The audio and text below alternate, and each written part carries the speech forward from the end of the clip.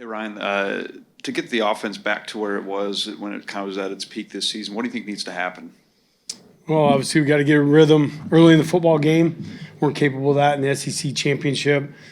Besides taking a knee at the end of the half, I think we ran 19 plays in the first half of that game. 9 of them were runs. We just weren't effective at all. So it starts with just moving the chains on third down.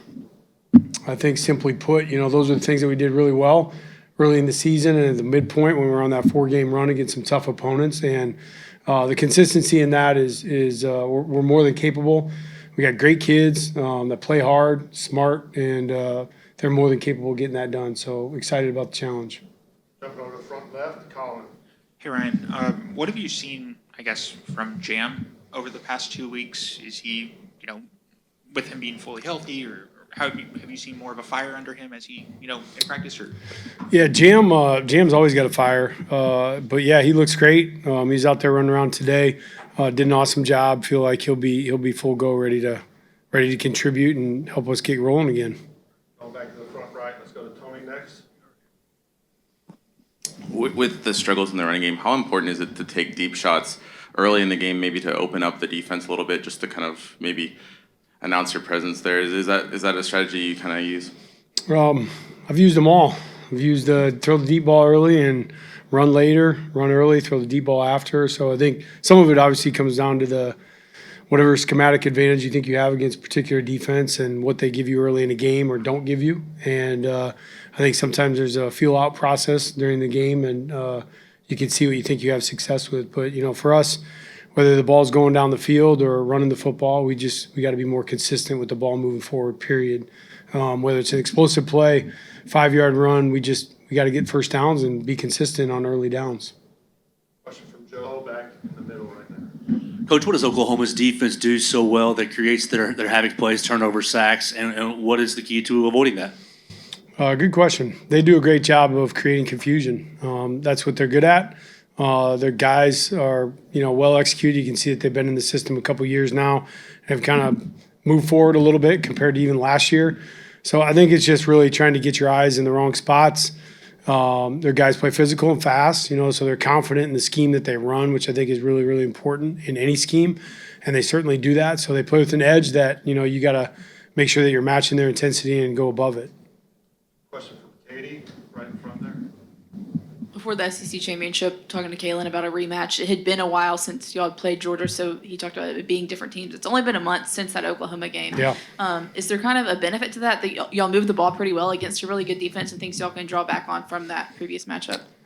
Yeah, I think I heard Coach Venables say it before. I think we have tendencies, they have tendencies. We have things that we do well, they have things that they do well, and we just got to pit those things as we see fit. And I think as far as timing, the closer proximity to the last game, I don't know if that really gives you an advantage or not. I certainly think it probably makes the picture potentially a little clearer than maybe earlier in the season. And then certainly personnel-wise, I think you know probably what's going on at this point. Going to the far right side to Charlie. Yeah, Coach, just what have you seen from Josh Cuevas in practice in terms of what he's been able to do, and how big would it be to get him back for your offense? Yeah, Josh has been a huge part of the offense all year. So, for us, just, in the run game, pass game, everything he can do is critical. We've missed him, his leadership, and his presence on the field for sure. And just playmaking ability, catching the ball, breaking tackles after he gets the football, which he certainly did, last time against Oklahoma. So he's been looking great, and we're excited to have him back out there. Got a question in the back row on the far left there.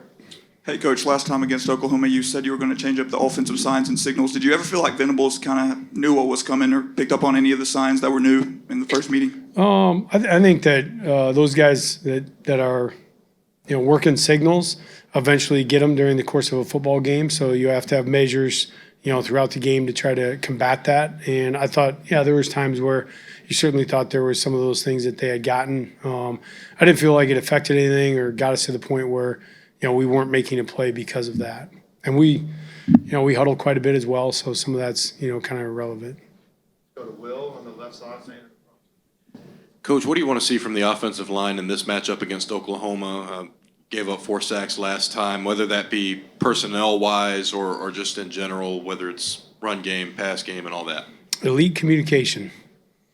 the best communication they've had all year. That's what it's going to come down to, because in the first game, they did a good job of that. We had 2 negative yardage runs, which were actually gains of 0. We talked about that before. The sacks came on lack of communication, and one of them really was probably Ty could have got out of his hand, but ultimately for us, it's just going to come down to those guys communicating and everybody being on the same call. If half the line's on one call, the other half's not, that's where your problems happen. That's where sacks and problems in the A and B gap happen. So just elite communication. Got a question from Emily Grace, second row.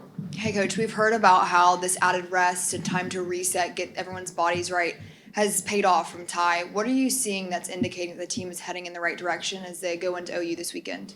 I think anytime you're in a game prep and you feel like the attention to detail, the execution in practice is continuing to climb, you're feeling pretty confident the guys are getting in the right spot to play. And certainly this week, I've seen that every single day, including today at practice, where the level of detail and just how hard they're working out there, honestly, like the actual output, you can tell they're ready to get back on the field for Friday. Got a follow-up from Nick on the front right. Yeah, you found ways to get Ryan Williams involved with some short stuff and use his athleticism. In lieu of giving us the game plan, how can you build on what he did in the SEC championship game? I mean, I think all the guys that are touch players that you can get the ball in space. Certainly Ryan is that kind of guy. Now you got to have all the compliments to go with it. He certainly is a guy that can hurt you down the field as well. And those are the things you got to try to paint the picture for the defense of what you want to do and where you're going to get the football. But Ryan can get it now at the line of scrimmage, in the backfield. He can get it down the field on a post route. So those are the things that the intermediary routes and things like that. I feel like Ryan, when he's playing his best, is in all those positions. Another follow-up from Colin. With kind of a couple of days off here, Yep. have you been able to assess what you've seen from Wilkin at right guard, and what have you seen? I guess, how can he improve? Do you like that spot for him? What have you seen? Yeah, I met with the O-line earlier this week and just talked about that a little bit because, for Wilkin, I think it's important. I made sure the room knows it too. Michael didn't move to tackle because Wilkin wasn't playing good at tackle. It was an overall move to help the right side, and it felt like Wilkin was playing great at tackle, I thought. And, so the move inside was more about Wilkin helping the interior of the offensive line. I think he's done a great job of that. He's a good communicator when you have a freshman next to you. Michael needs that communication and has done a good job listening to the older guys. So I really feel like he's done a great job, especially for a guy that hasn't played a ton of guard. And there's times where he's playing at a really, really high level. Go back left. Coach, something that Ryan Williams mentioned to us a couple of days ago is how a way they can help Ty is get lined up faster. Is that something that's been an issue in your eyes? Say it again. What was the last part? Ryan Williams said that Just getting lined up quicker. Yeah, getting lined up quicker. Has that been kind of a concern or an issue in your eyes?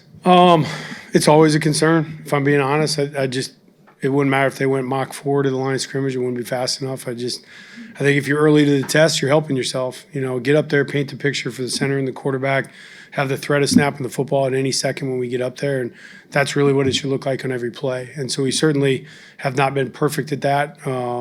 Today, I thought the guys did a better job of that, but there always has to be the threat of the offense snapping the football. And those were some of the big plays that we had against Oklahoma last time was, snapping the football early, waiting to snap the ball, and going back and forth. So our guys being able to execute that and put some pressure on the defense is a big part of what we do. So, yeah, I think, that just shows the ownership that Ryan, has in the offense and that he wants it to be great. All right, let's finish up with Joe right here in the back row. Yep. Coach, staying with the offensive line questions, how important is it to get Cam Dewberry back into the lineup? And what have you seen from Parker Brailsford with this time off as far as his health and effectiveness? Yeah, Parker looks a lot better. He was total warrior, man. I mean, the last couple weeks he was I can't believe he was out there, to be honest with you. I mean, he's a tough dude. So he looks way better. This time off has really, really helped him. He's been in that training room, relentless, just with his pursuit of getting better. And then as far as having Cam back, I think Cam has the potential to be a big-time spark. I thought he was playing his best football right up to when he got injured, and really had built into a better part of the season for him. And so it was kind of tough seeing him go backwards there. But, everybody has injuries. That's, part of the game. And this point of the season, this late in the year, everybody's dealing with stuff. You bet.